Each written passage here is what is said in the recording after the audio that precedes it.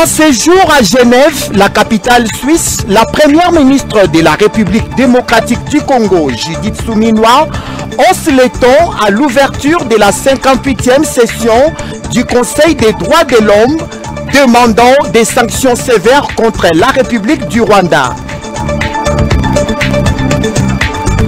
En provenance du Maroc où elle était gardée depuis plus d'un mois, la dépouille mortelle du célèbre catcheur Edingwe Mapima alias Moto Nangenge est arrivée ce lundi 24 février à Kinshasa, la capitale congolaise.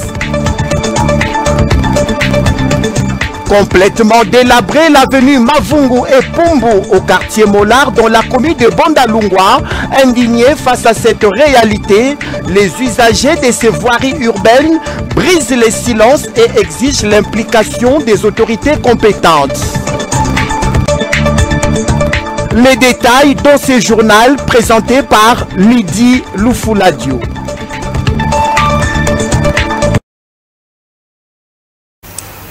Mesdames, Messieurs, merci d'être avec nous. Bonsoir.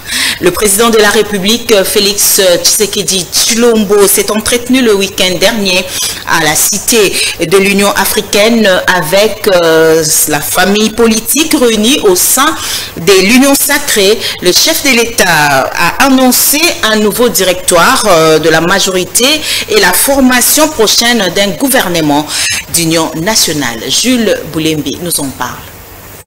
Députés nationaux, sénateurs, chefs de parti et regroupements politiques, ainsi que d'autres mandataires ont répondu à l'invitation lancée par le secrétaire exécutif de l'Union sacrée pour la nation, le professeur Mbata. Dans une adresse de 45 minutes, la plus haute autorité politique de l'Union sacrée s'est exprimée sur les trois fronts auxquels le pays fait face, à savoir les fronts diplomatiques, les fronts militaires et les fronts politiques. Au plan diplomatique, le chef de l'État s'est félicité des résultats engagés tout en reconnaissant que beaucoup reste à faire. On a pris quelques esprits faibles de nos compatriotes et on les a placés devant pour donner une illusion de quelque chose. Et je peux vous dire ici que cette illusion ne restera qu'illusion. Elle ne se transformera pas en réalité parce que nous n'allons pas perdre ce combat. Sur le front militaire, le chef de l'État a rendu un vibrant hommage aux hommes des troupes dont il reconnaît la bravoure malgré les problèmes d'encadrement. Le commandant suprême a fustigé l'infiltration de notre armée par les forces rwandaises dans les opérations de mixage et brassage. Au plan politique, Félix-Antoine Tshilombo Tshisekedi s'est longuement expliqué sur sa position sur la question du dialogue. Parce que je compte charger mon conseiller spécial de voir d'autres Congolais, acteurs politiques, de les inviter à venir dans cette coalition que je veux nationale, forte et indivisible, qui va faire front face à l'ennemi. Donc voilà maintenant pourquoi je cherche les autres fils du pays pour leur tendre la main et dire mettons-nous ensemble, faisons face à l'ennemi. Le président Tshisekedi n'a pas caché sa déception face au silence de certains cadres de sa famille politique qui semblent ne pas comprendre sa lecture de faits. Dans la foulée, il a annoncé la mise en place d'un nouveau directoire de l'Union sacrée de la nation. Au sujet de l'initiative des églises catholiques et protestantes, le président Tshisekedi dit attendre les conclusions de leur tournée, même s'il avoue ne pas comprendre la place de leur projet par rapport au processus de Nairobi et de Luanda. Le président de la République a lancé un appel à l'unité et fustigé tout discours de discrimination et de division. À peine arrivé à Genève pour participer à la 58e, voulais-je dire, session du Conseil des droits de l'homme, la première ministre Judith Suminwa s'est d'abord entretenue avec la diaspora congolaise de Suisse, suivant cet élément que nous propose Jules Boulembi Mansanga. La première ministre Judith Suminwa Tuluka est arrivée ce dimanche à Genève, en Suisse, a envie de prendre part au segment de haut niveau de la 58e session du Conseil des droits de l'homme.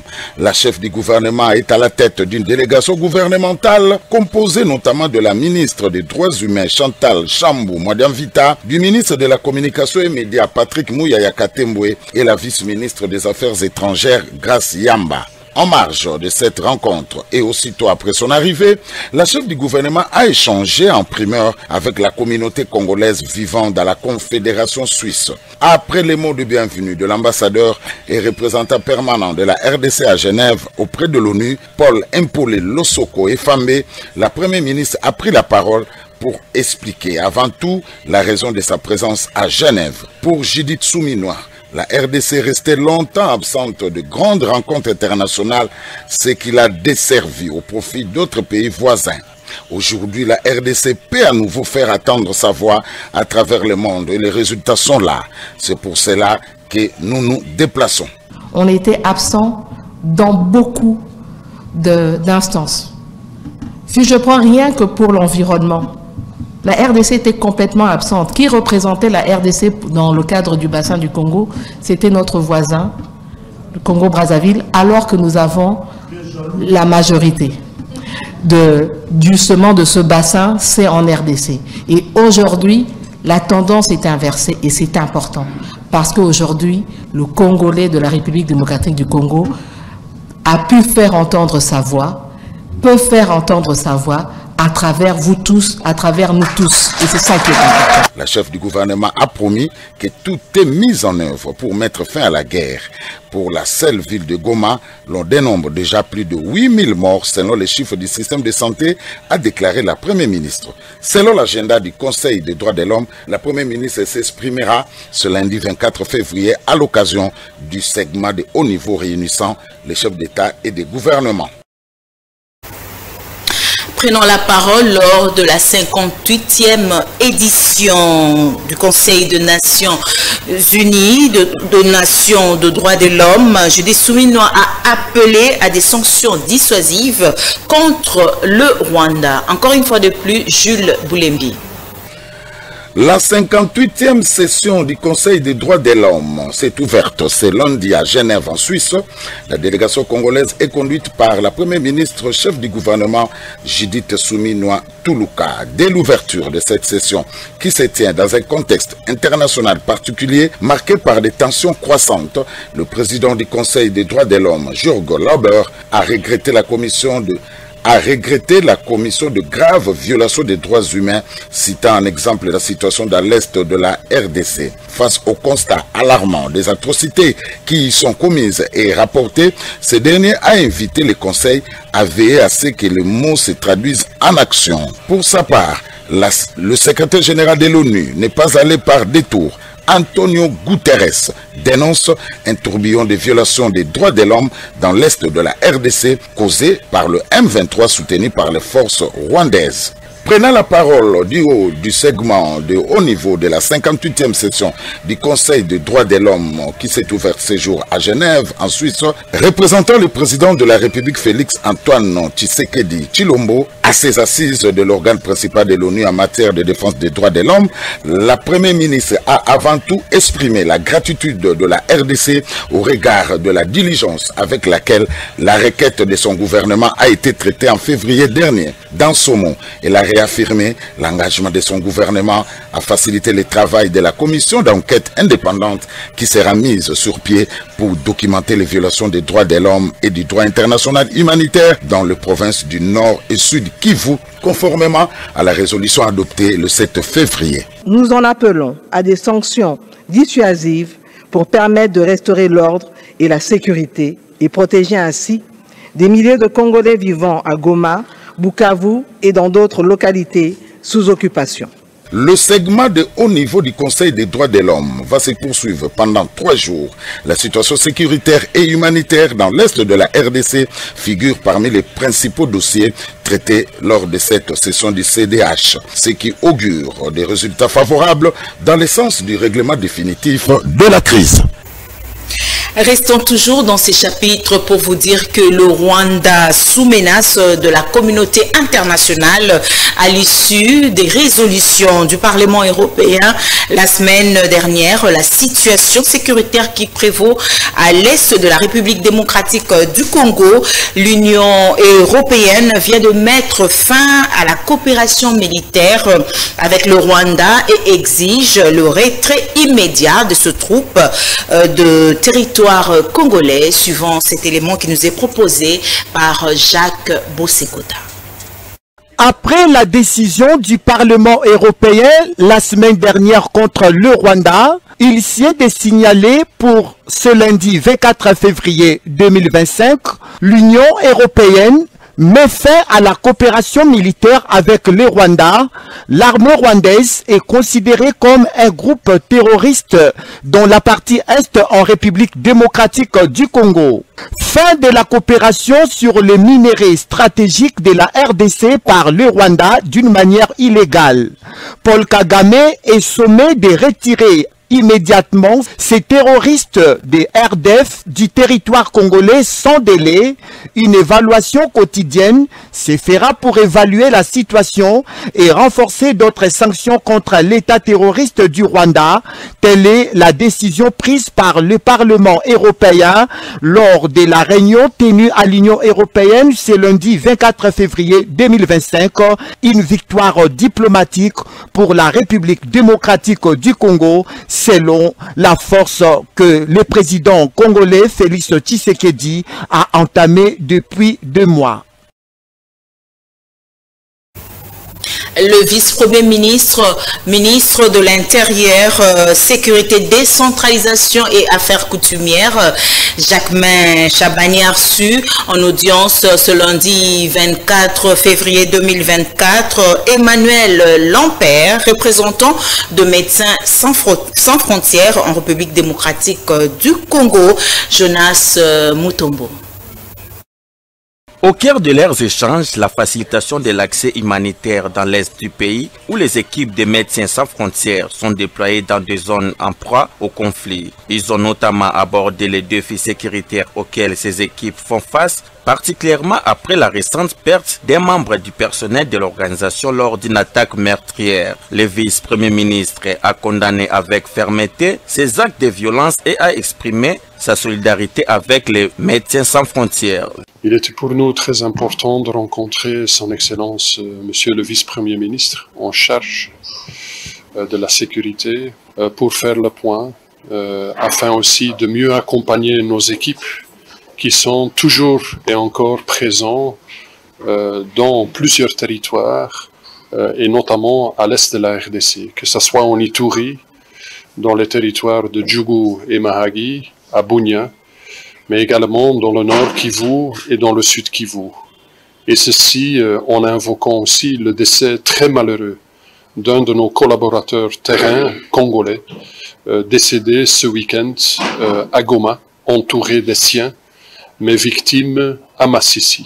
Il a en outre encouragé l'organisation à poursuivre sa mission humanitaire qui consiste à apporter secours aux populations en détresse sans discrimination. Il a également rappelé l'importance du respect des principes du droit humanitaire international, notamment en cette période de guerre. Les deux personnalités ont souligné que les entraves aux actions médico-humanitaires dans les zones occupées par l'armée rwandaise et ses supplétifs du M23 AFC sont intolérables et doivent être dénoncés à tous les niveaux.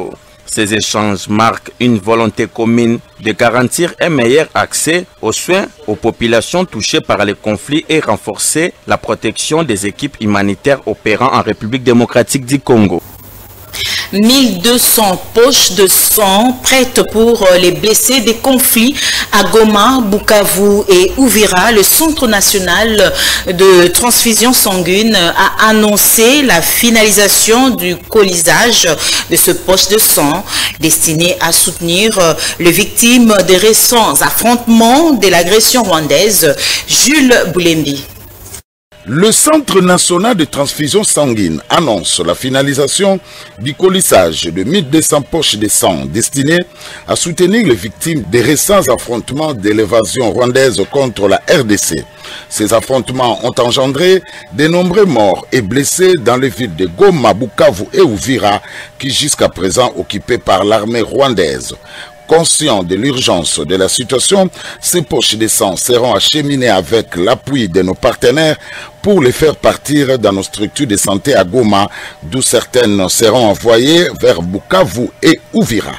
Le ministre de la Santé a pris toutes les dispositions via les programmes du ministère CNTS pour assurer que toutes les mesures nécessaires ont été mises en œuvre pour garantir la bonne conservation des poches de sang.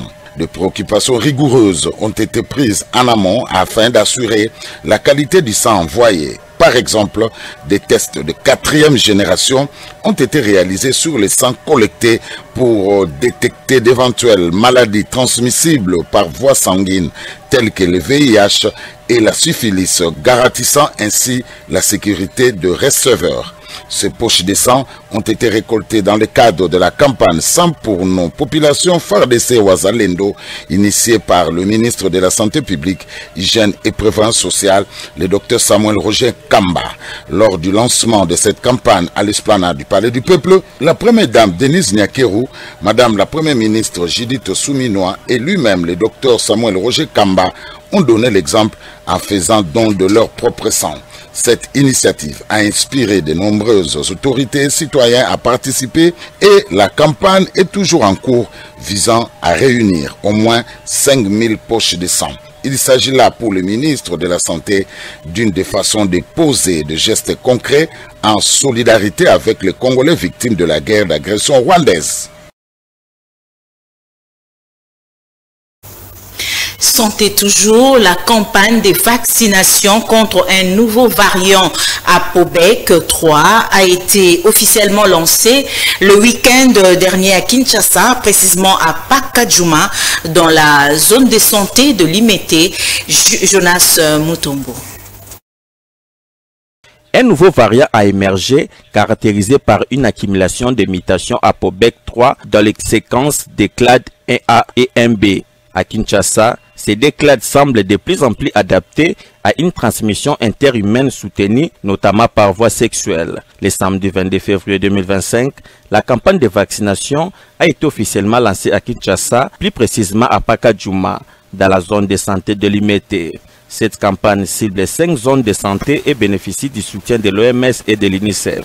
À ce jour, 132 personnes ont été vaccinées avec un objectif de 603 716 individus âgés d'un an et plus. Un déploiement d'intra est également en cours à Goma avec le soutien de l'OMS. Ce déploiement comprend 1200 poches de sang stockées au CNTS à Kinshasa qui seront distribuées gratuitement à la population.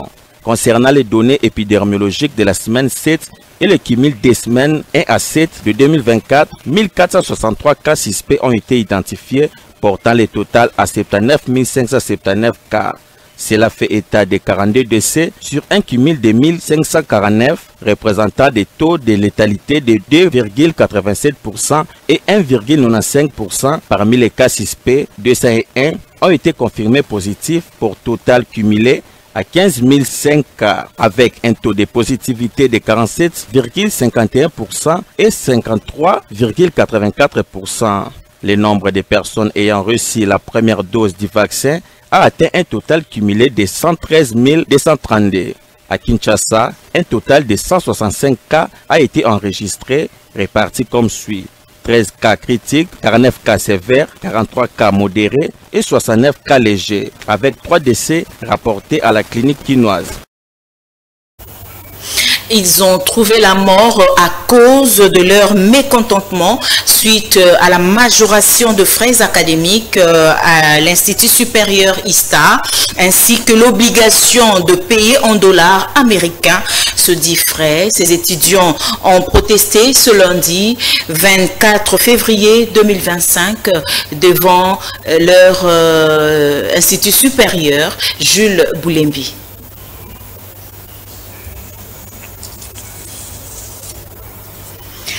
Bienvenue Mbalimbi, fait de l'assainissement son cheval de bataille. Ces derniers organisent tout le week-end de travaux d'entretien de route ainsi que de curage de caniveaux en vue de rendre son environnement plus propre. Nancy Mianda, rendu par Jacques Bossekota. Contrairement aux rumeurs relatives à l'état de dégradation de la commune de Kinshasa sur le plan environnemental et de sa mauvaise gestion, l'équipe de Canal Kin Télévision est descendue sur terrain pour palper les vraies réalités des faits. Quelques habitants trouvés sur place affirment haut et fort que la commune de Kinshasa rêvait jour après jour sa plus belle robe datant grâce aux efforts et au dynamisme du bourgmestre Bienvenu Mbalibi Fama. Chaque week-end, y compris les jours ouvrables, Bienvenu Mbalibi ne cesse de poser par son managérial légendaire les gestes significatifs qui assurent sans aucun doute la sécurité, la paix, le mieux vivre de ses administrés ainsi que l'entretien des routes, assainissement des coins et recoins de sa municipalité. La gestion de la commune de Kinshasa à travers les actions concrètes de Bienvenu Mbalibi Fama est applaudie de deux mains par la population.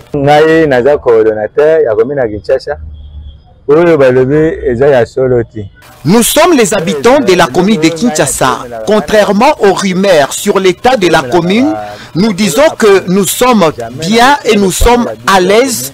Et nous voyons comment les bourgmestres de la commune Bienvenu Mbalibi travaillent petit à petit et la commune a une autre configuration.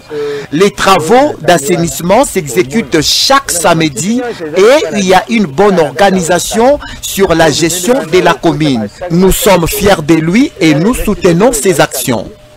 Les bourgmestres de la commune de Kinshasa, Bienvenu Mbalibi, appelé affectueusement homme de terrain, est toujours plus proche de ses administrés pour la quête de leur bien-être à travers les actes concrets qui s'illustrent et s'articulent au programme de l'exécutif provincial Daniel Bumba-Lubaki, beaucoup plus dans l'opération Kin et Zobonga. Société toujours profondément indignée suite au délabrement des avenues Mavungu, Pumbu et Tumba au quartier Moulard. Là, nous sommes dans la commune de Bandalungwa. Les habitants de ce coin de la ville de Kinshasa, ne faisant en aucun cas preuve des retenues, invitent les autorités urbaines à prendre leurs responsabilités. Jacques Bosekota, rendu par Shoming Kassiama. Le délabrement de l'avenue Mavungu, Tumba et Pumbu dans la commune de Bandalungwa, non loin de l'église Assemblée chrétienne de Kinshasa, ACK, paralyse plusieurs activités des habitants du quartier Mollard dans la commune précitée, causées par les pluies diluviennes et des mauvaises pratiques de la population proche qui, après toute activité ménagère, vient jeter les immondices et l'eau sale sur les longs de ces avenues privées des caniveaux.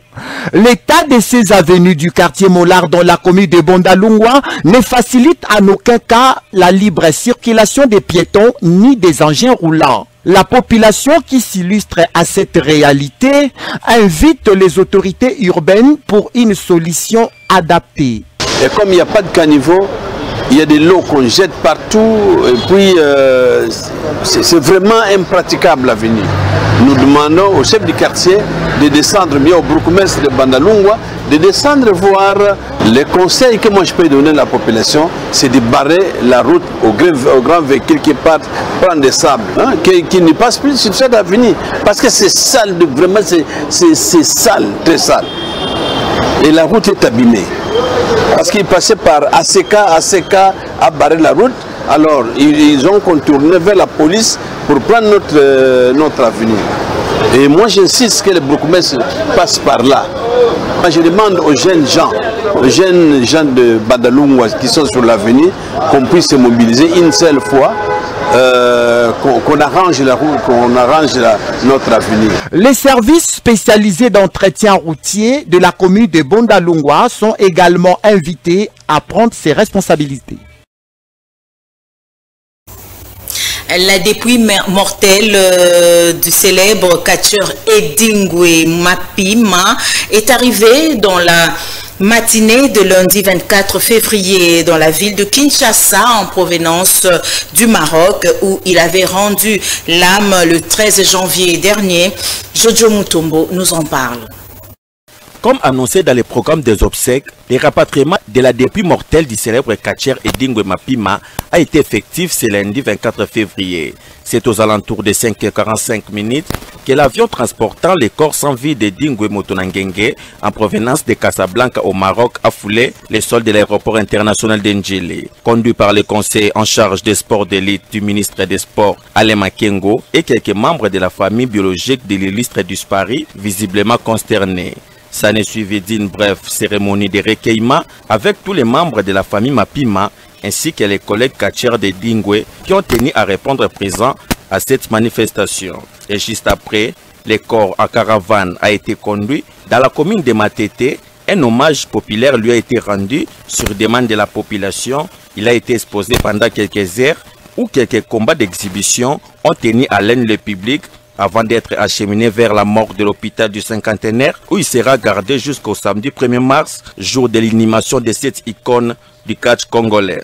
Pour rappel, Edingwe Motonangenge a tiré sa révérence le 13 janvier dernier à Casablanca au Maroc où il était admis aux soins médicaux pendant près d'un mois. Eh bien, nous sommes arrivés à la fin de ce journal, mais avant de nous séparer, les rappels de titres.